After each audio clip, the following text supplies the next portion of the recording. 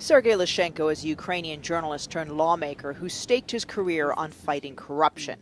He takes us for a quick drive through Kiev to show us where this man used to work.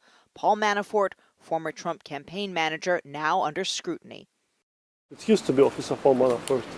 This, he says, is where a potentially crucial bit of evidence was found, a suspicious invoice that appears to be personally signed by Paul Manafort.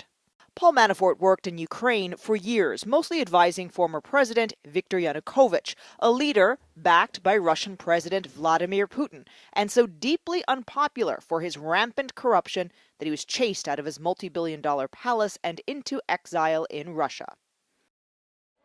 Angry protesters set fire to his party headquarters in 2014, but not before a group of citizens saved some documents inside, including a handwritten list of cash payments that's known in Ukraine as the Black Ledger.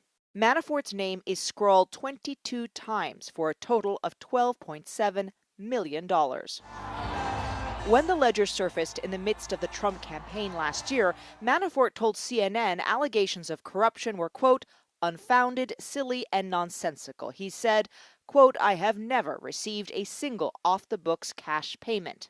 But Sergei Lyshenko now has this, an invoice that appears to be personally signed by Paul Manafort, stamped with the Ukrainian company registration number. The date, 14th of October 2009, and the amount, $750,000, are an exact match to a Manafort entry on the Black Ledger. CNN has not been able to verify the authenticity of the document. We asked Paul Manafort to verify the document and his signature. His spokesman told us the allegations were, quote, baseless, and sent this response. Paul Manafort does not recognize those documents, and that is not his signature. We compared Lyshenko's scanned signature pages to Department of Justice documents filed and signed by Manafort, now available online. This is the first time we see Manafort's signature in this Ukrainian side of his story. The invoice shows 501 units of assorted computer equipment sold by Davis Manafort to a Neocom Systems, a Belize-registered shell company with a bank account listed in Kyrgyzstan. Lyshenko says the document was found last year in a locked safe by a cleaning crew inside the former offices of Davis Manafort.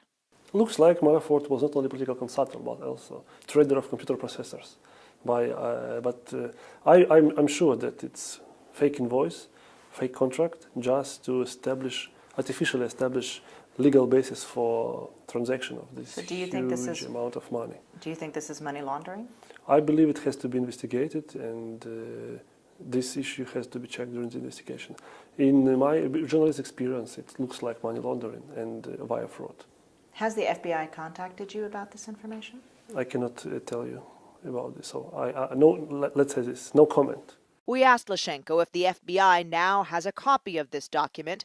He would not comment, but for Lyshenko, the paper trail provides evidence that must be investigated.